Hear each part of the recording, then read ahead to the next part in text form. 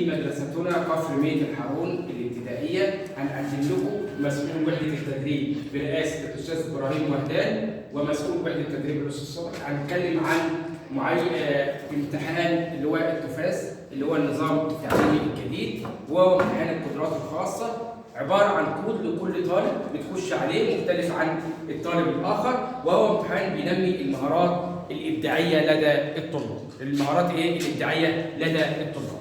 نيجي بقى على طلاب الصف السادس، والامتحان بيبدا من الصف الثالث للرابع للخامس السادس، وهو امتحانات قدرات خاصه لتنميه بعض القدرات عندك، الابداع والابداع واثاره الافكار وكل حاجه وتوليد الافكار الجديده في ذاكرتك. تمام كده. ومديرنا الفاضل الاستاذ ابراهيم وهدان، وكتبنا الرابط بتاع الامتحان القدرات الخاصه وهو امتحان التفاس تبع وزاره التربيه والتعليم ابنائي الطلبه والطالبات. واحنا كمدرستنا كفر ميت الحارون الابتدائيه بنعمل نبذه مختصره لملامح هذا الامتحان الجميل. هو امتحان بينمي القدرات الخاصه لدى التلاميذ الطلاب في جميع المدارس المصريه. نيجي بقى على الطالبه ياسر، هتشرح لنا ايه هي معرفتها عن امتحان التفاس. انا عن نفسي معرفتي بامتحان التفاس هو عباره عن الانترنت. بندخل نكتب اسمنا، فصلنا، والعائله، المدرسه.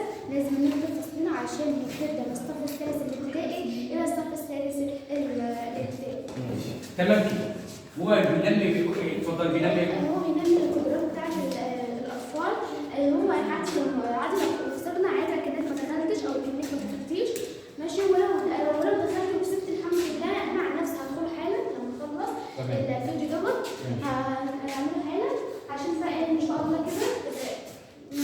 تمام كده. يبقى يا اولاد الامتحان ده مهم جدا، وجرب مش مشكله، التجربه مش مشكله. يبقى كده في مدرستنا كفر ميت الحارون قدمنا لكم نبذه مختصره مع نبذه مختصره عن هذا الامتحان، هو امتحانات القدرات الخاصه مع مسؤول وحده التدريب الاستاذ ابراهيم وهدان. ونشكر